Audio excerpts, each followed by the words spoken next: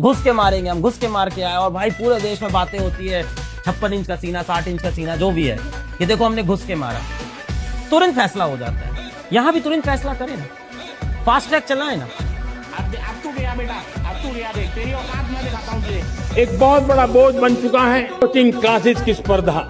इन गरीब और middle class परिवारों की हम चिंता करते हुए फ्री कोचिंग देने का एक पूरा नेटवर्क हम खड़ा करने वाले हैं। आप लोग रोना बंद कीजिए, मेरे तक आवाज आ रही है। हर हर महादेव दोस्तों, स्वागत है आपका एक और ब्रांड न्यू वीडियो के अंदर। तो जल्दी से वीडियो को लाइक कर दो, चैनल को अभी तक आपने सब्सक्राइब नहीं करके रखा है तो भाई जल्दी से चैनल को सब्सक्राइब कर दो। और नीचे कमेंट बॉक्स के अंदर हर हर महादेव का नारा जरूर लगा देना, क्योंकि वीडियो को हम हर हर महादेव के नारे से ही शुरू करने वाले।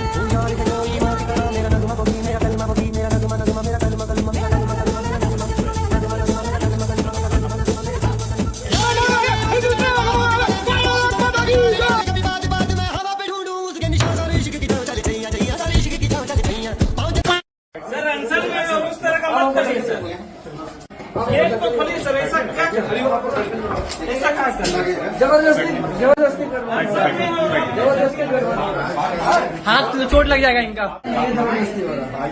ये लोकतंत्र में हम अपराधी हैं।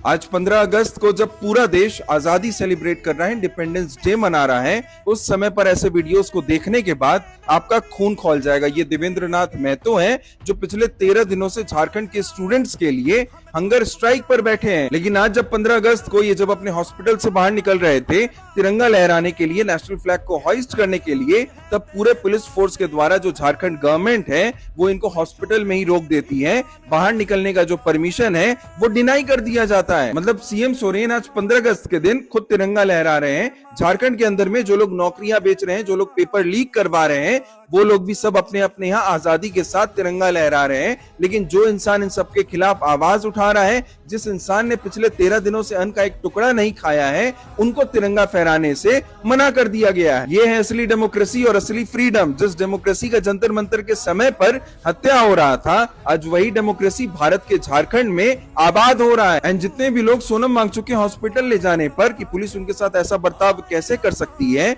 सीना पीट पीट कर आंसू बहा रहे थे, आज उनमें से एक भी इंसान, एक भी व्यक्ति आपको कहीं पर भी नहीं नजर आएगा। आप सब मिलकर इसको कीजिए इग्नोर, यही आपको सूट भी करता है। लेकिन हम लोग जो है, जो इनकी आवाज है, उसको इस तरीके से ही उठाते रहेंगे। जय हिंद, जय भारत। आजादी तब और आज। भाई बॉलीवुड में तो करियर बैठा नहीं, क्यों? क्योंकि वहाँ पे तो एक्टिंग स्किल्स वगैरह चाहिए। यहाँ पे एक हाथ दिखाया सीजेपी के प्रोटेस्ट में और ये लो करियर सेट। आज इंडिपेंडेंस डे। हाँ ये तो सबने पता, आगे बोल। और आज मेरा कोई मूड नहीं था कि मैं आज किसी को भी ट्रोल करूं या कोई भी ऐसी वीडियो बनाऊं जिससे हमारे देश की बेइज्जती हो या अपने देश की नाकामियां गिनवाऊं। बिल्कुल, देश की बेइज्जती करनी भी नहीं चाहिए। लेकिन नहीं, मोदी जी कोई भी मौका नहीं छोड़ते हैं ट्रोल होने का। आप लाल किले पे खड़े होके देश को रिप्रेजेंट कर रहे हैं, स्पीच दे रहे हैं, इतना बड़ा मोमेंट है, लेकिन आप इतनी बड़ी गलती कैसे कर सकते हैं? अच्छा, तूने पकड़ ली गलती, बता। आपने वो जो पॉकेट में लगा रखा है तिरंगा टाइप, उसे सीधा कर लो यार, प्लीज सीधा कर लो। मतलब क्या इमेज बनेगी इससे हमारे देश की। ओहो, झंडा है वो, खुद तो कह रही कि भाई तिरंगा टाइप, तिरंगा टाइप है वो। कपड़ा उसमें जेब में लगा रखा है दिखाने के लिए, हैं? उन्हें कह सीधा कर ले। ऐसे तो लोग कपड़े भी पहनते हैं ट्राई कलर के, हैं? पहनोगे इन्हें पहन के देखो सुसु करने जान लग रहे। वो झंडा नहीं होता जब तक उसमें अशोक चक्र नहीं लग जाता ना, तब तक वो झंडा नहीं होता। चल फिर भी तेरे हिसाब से बात कर ले, दिखा भाई फोटो। इस समय पहले नंबर पर सबसे ज्यादा कलर कौन सा दिख रहा है? जो सबसे ऊपर रखा जाएगा, सामने रखा जाएगा, पहले नंबर पे रखा जाएगा, वही ज्यादा कलर दिखेगा। केसरिया कलर दिख रहा है। दूसरे नंबर पर सफेद, तीसरे नंबर पर ग्रीन कलर कितना थोड़ा सा दिखने लग रहा है लास्ट में, है ना? पहला, दूसरा, तीसरा, ये बता। और ऐसे ये ट्रोलिंग थोड़ी हुई, मैं करता हूँ ट्रोलिंग। देख अपनी चाची ने भी ट्रोल करके दिखा। ये बता, बीच में वंदे मातरम चल रहा है या डिस्कस कर रही कि ये सब्जी बनाओगे सामने है? कदे छोरे था पूछा है, कदे खड़गे था पूछा है। अगर भाई क्या चल रहा है? अगर बीच में बंद करवावा थी वंदे मातरम, अच्छा नहीं लगा इसने, है?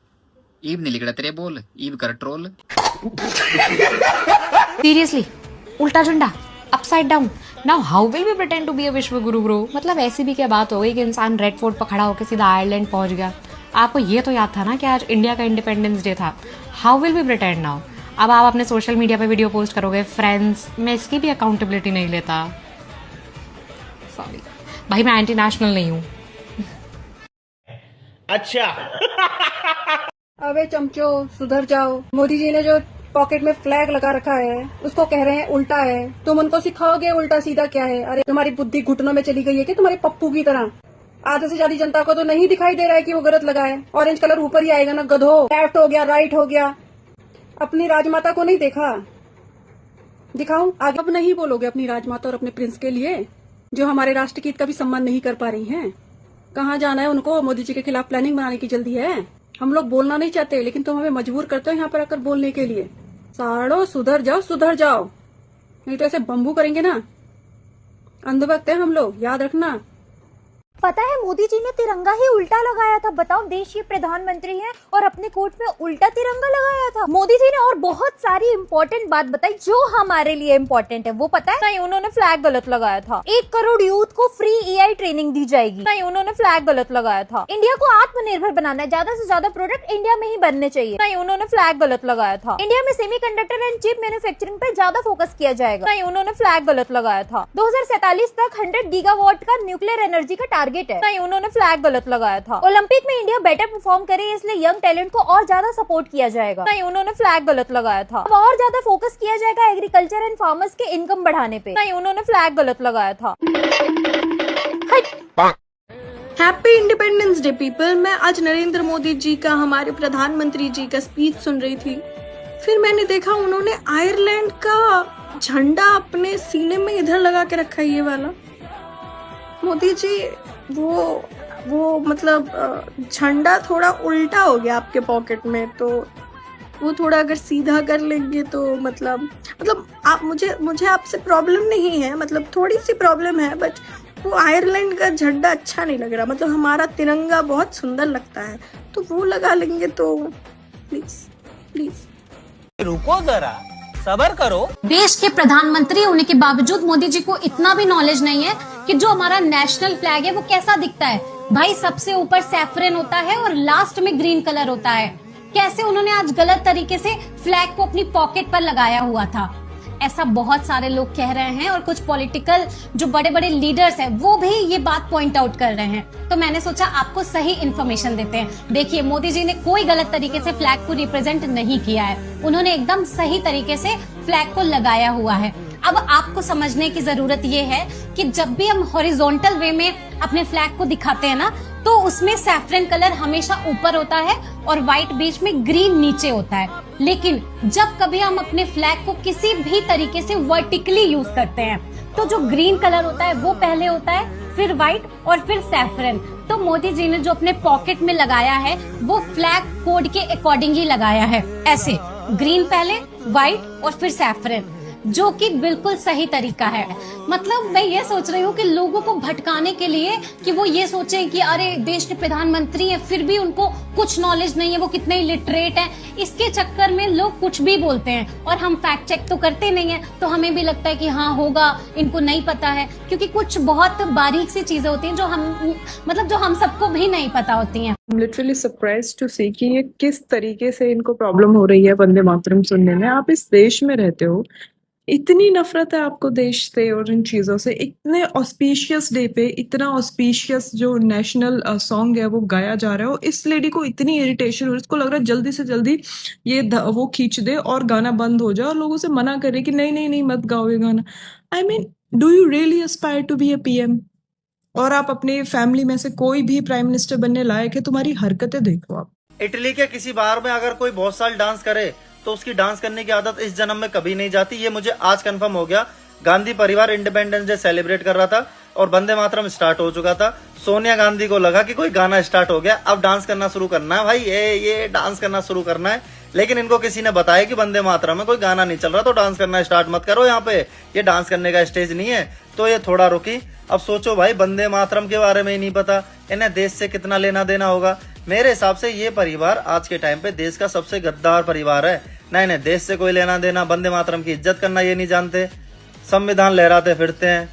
हाँ जी, तो कौन कौन कह रहा था मोदी साहब को जवाब देना नहीं आता? जवाब देना आता है, एक एक करके देंगे, अपने स्टाइल से देंगे, अपने तरीके से देंगे। ऐसे ये एक जवाब दिए कि सरकार प्रोवाइड करेगी बच्चों के लिए free online coaching for competitive examinations. Teachers और एजुकेटर्स बेस्ट ऑफ देम को इकट्ठा करके फ्री, ताकि पेरेंट्स पे बर्डन ना पड़े और उनका कुछ खर्चा बच सके। तो इन शॉर्ट आपने रेजिग्नेशन मांगा, सरकार ने दे दिया। बीच में प्रोटेस्ट हुआ, होना भी चाहिए, लोगों को आवाज उठानी चाहिए। फ्री में कुछ मिलता नहीं है, अफसोस इस पूरी दुनिया में। आपने बोला कि प्रधानमंत्री जी जेन जी से कनेक्ट नहीं करते, वो इंस्टाग्राम आपकी मर्जी के प्लेटफॉर्म पे आए और उन्होंने अपनी बात रखने की कोशिश की, और अब ये मूव। और अगर इसके बाद भी आपको लगता है ना कि इस सरकार को जेन जी और एजुकेशन से कोई मतलब नहीं है, तो मैं आपको सच बता रहा हूं, आप वो कॉकरोच बन चुके हो जिसे मजा आ रहा है उल्टा लेट के कुत्ते की तरह अपना हाथ पैर हिलाने में। और अगर किसी को जिंदगी में सीधे रास्ते पे चलने का मन ही ना हो, तो कोई भी, चाहे वो प्रधानमंत्री ऑफ 147 करोड़ लोगों का ही क्यों ना हो, कोई भी क्या ही कर सकता है। I don't know the views of person, if you agree with me on this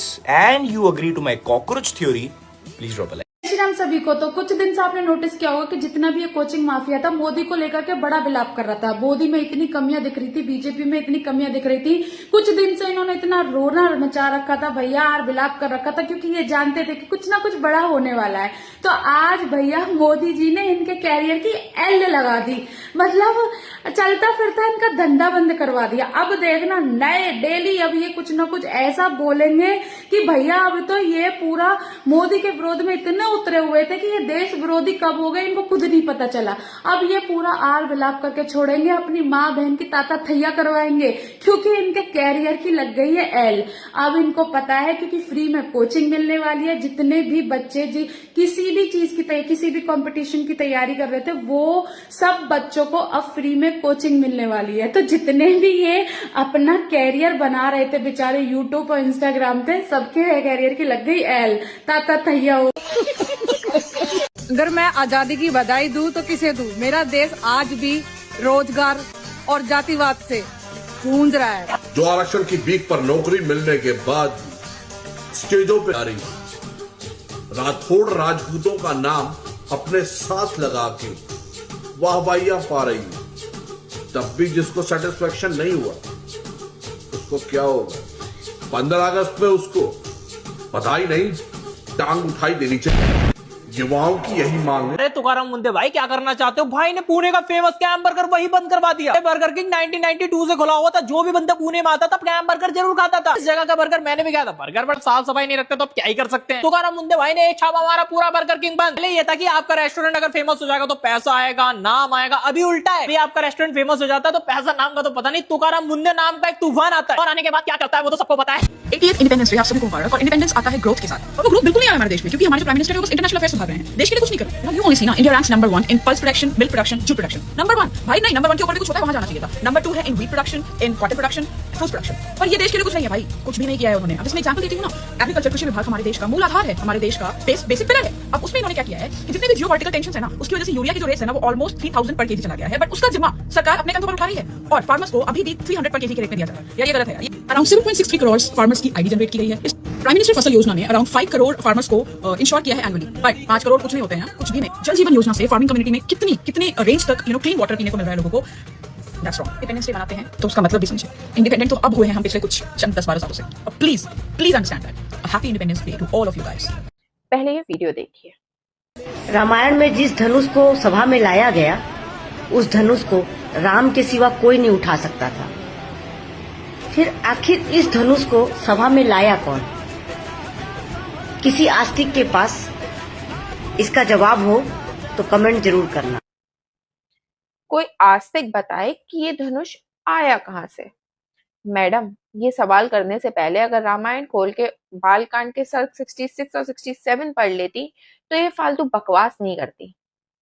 सर्ग 66 श्लोक 8, जिसमें राजा जनक ने स्वयं बताया है कि ये धनुष महादेव ने राजा देवव्रत को, जो कि राजा जनक के पूर्वज थे, उनको न्यास के रूप में दिया था। सर्ग 66 श्लोक 12 और 13, उसमें दोबारा स्पष्ट किया है कि ये धनुष देवादिदेव महादेव का था, जो कि उन्होंने राजा जनक के पूर्वजों को दिया था। अब आपका सवाल ये है कि वो धनुष सभा में आया कैसे, तो चलिए सर्ग 67 श्लोक 3 से 5 में वो भी पढ़ लेते हैं। राजा जनक के आदेश पर उनके मंत्री उस धनुष को 8 पहिए मंजूषा पे लेकर आए, जिसे 5000 पहलवान पुरुषों ने बड़ी मुश्किल से खींचा। मतलब जिस सवाल को लेकर आप हिंदुओं को चैलेंज कर रही हैं, उसका जवाब उसी रामायण में लिखा है जिसको शायद आपने खोलकर देखा तक नहीं। पहले ग्रंथ पढ़ो फिर ज्ञान बांटो, वरना होता यही है, सवाल पूछने निकले थे हिंदुओं से और हिंदुओं ने आपकी सारी रिसर्च की धज्जियां उड़ा दी। मैडम, आपका कॉन्फिडेंस तो 100% है, पर होमवर्क 0% है। जय श्री राम। मिसेस सोनिया गांधी ने एक बार फिर साबित कर दिया कि वो भारत के प्रति निष्ठावान नहीं है। स्वतंत्रता दिवस के अवसर पर कांग्रेस के मुख्यालय में वंदे मातरम गीत बजा तो सोनिया गांधी उसे बीच में ही रुकवाने लग गई। बावजूद इसके कि हमारे देश में कानून बन गया है कि हर राष्ट्रीय अवसर पर वंदे मातरम गीत गाना और बजाना अनिवार्य है और उसे बीच में रोकना या उसका अपमान करना कानूनी अपराध माना जाएगा। लेकिन फिर भी सोनिया गांधी ने वंदे मातरम गीत को बीच में रुकवाने की कोशिश की, क्योंकि उसमें भारत माता की तारीफ की जाती है। सोनिया गांधी को शायद वो बर्दाश्त नहीं है। 58 साल हो गए इस महिला को हमारे देश में आए, लेकिन आज तक ये अपने दिल में भारत के प्रति सम्मान नहीं जगा पाई और कुछ मूर्खों को लगता है कि इनके बेटे को भारत का प्रधानमंत्री बना देना चाहिए। आपको वीडियो पसंद आए तो वीडियो को एक लाइक जरूर कर देना और अभी तक आपने हमारे चैनल को सब्सक्राइब नहीं किया तो भाई चैनल को सब्सक्राइब करके बेल के आइकन को दबा देना और अपना फेवरेट पार्ट नीचे कमेंट बॉक्स के अंदर लिख डालो और कमेंट बॉक्स के अंदर जय श्री राम का नारा भी लगा डालो। तो फिर से मिलता हूं नेक्स्ट वीडियो में, अभी के लिए बाय बाय दोस्तों।